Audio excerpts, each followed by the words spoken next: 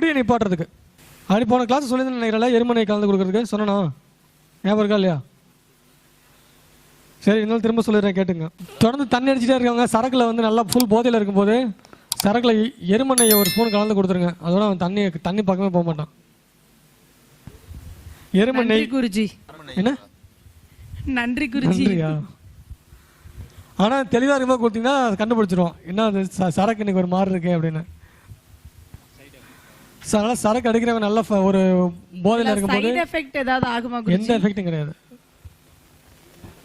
குருஜி சொல்லுங்க, உங்க பழைய வீடியோல பன்றியோட நகத்தை எடுத்து மோதிரத்துல போட்டு ஜெபம் பண்ணி கொடுத்தா குடியை நிப்பாட்டுவாங்கன்னு சொல்லியிருக்கீங்களா குருஜி? அதுவும் குடி நிப்பாட்டணும்னு சொல்லணும். ஆமா, குடி நிப்பாட்டுறதுக்கு நான் சொல்லியே இல்லை, பன்றியோட நகத்தை பைத்தியத்துக்கு தான் சொன்னேன். பைத்தியம் வலிப்பு இதுக்கு தான் சொல்லியிருக்கேன்.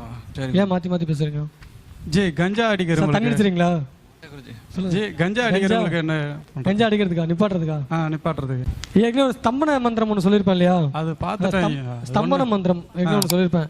அந்த ஸ்தம்பன மந்திரத்தை வந்து விபூதியில் ஜபம் பண்ணி உள்ள சாப்பிட கொடுத்தாலும் ஸ்தம்பனமாகும், இல்லை அவங்களை சுற்றி அவங்க மேலே போட்டாலும் ஸ்தம்பனமாகும். இல்லை அது ஆமாம். அது பெண் கஞ்சா வந்து சிவபவனம் சொல்றாங்களா, உண்மைங்களா?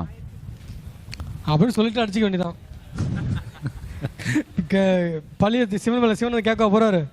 இல்லை, காசியில வந்து அதுக்கு தடையே இல்லை, சிவபானம் அப்படி சொல்றாங்க. காசியில் போய் அடிச்சிங்க. காசிக்கு போனா விட்டுட்டு தானே போகணும் எல்லாத்தையும். என்ன சொல்றீங்க புரியல எனக்கு. காசிக்கு போனா எல்லாத்தையும் விட்டுட்டு சிவபானம் தான். வந்து ஒரு வசிய மூலிகை தான், வசிய மோகன மூலிகை அது. ஆனா அதை நமக்கு இல்லீகல் ஆச்சு. அதை எப்படி பயன்படுத்துவீங்க?